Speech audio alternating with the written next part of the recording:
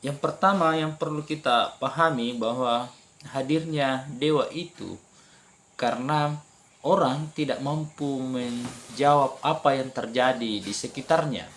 Jadi kalau misalnya terjadi kerusakan alam, terjadi gunung meletus misalnya, terjadi gelombang pasang seperti tsunami, maka orang berusaha menjawab itu.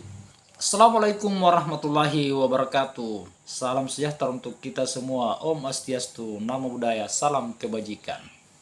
Sahabat Indonesia, ketika kita berbicara tentang agama Hindu, berarti kita akan berbicara tentang banyak dewa.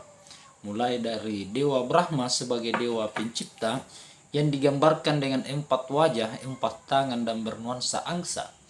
Kemudian yang kedua adalah Dewa Wisnu, dewa pemelihara yang digambarkan dengan kulit hitam kebiruan berwahana burung garuda dan bersenjata cakra.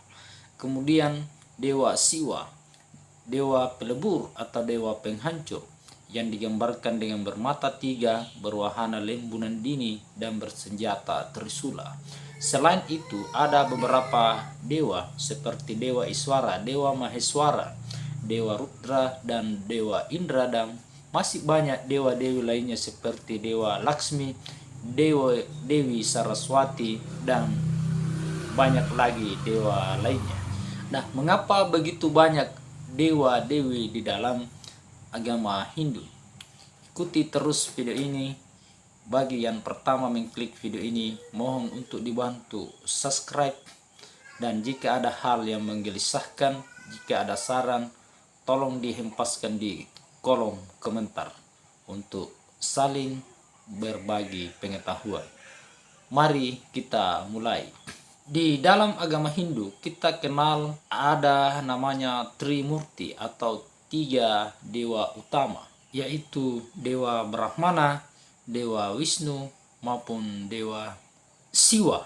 Dewa Brahma adalah dewa pencipta yang bisa mewujud atau bermanifestasi kepada beberapa makhluk lainnya, sehingga bisa muncul pada orang lain yang kemudian punya kelebihan-kelebihan seperti Dewa Indra itu bisa bermunculan di sana, bisa bermanifestasi di sana untuk bisa memenangkan perang.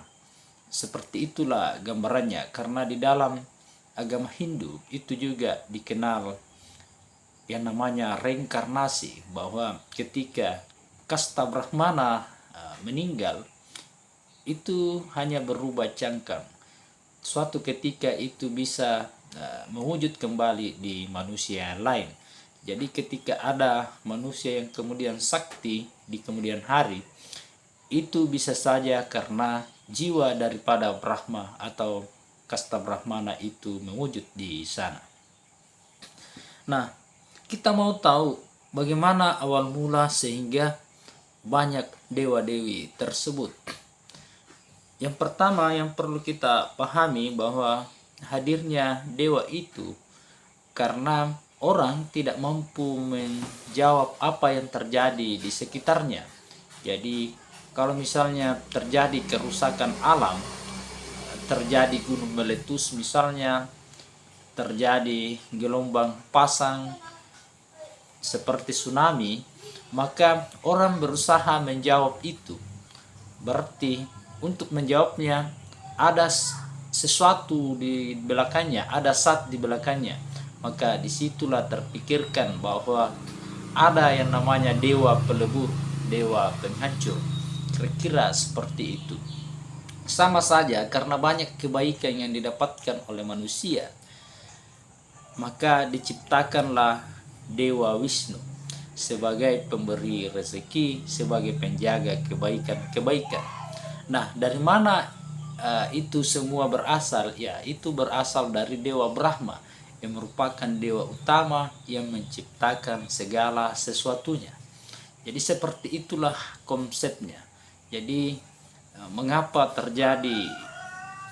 lahir dewa-dewi itu? Karena orang-orang tidak mampu menjawab apa yang terjadi di sekitarnya. Nah, ada yang paling ekstrim.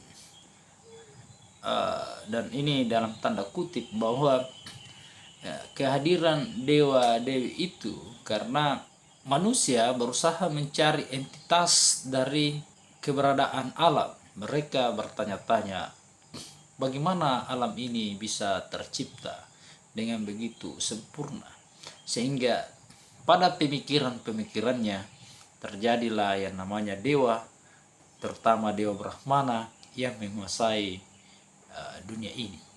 Jadi seperti itulah sehingga dewa dewi itu tercipta. Sebelum saya akhiri, saya mau disclaimer bahwa apa yang saya sampaikan di depan itu karena berbagai sumber yang saya tonton, yang saya baca. Jadi tak ada maksud untuk mendiskreditkan agama lain maupun pemahaman lain. Saya menjelaskan sesuai dengan apa yang saya baca, apa yang saya tonton. Karena saya juga adalah orang yang beragama dan tak ada maksud untuk melukai agama lain. Oleh karena itu, jika ada saran, jika ada hal yang mesti dikritik, maka hempaskanlah di kolom komentar. Assalamualaikum warahmatullahi wabarakatuh.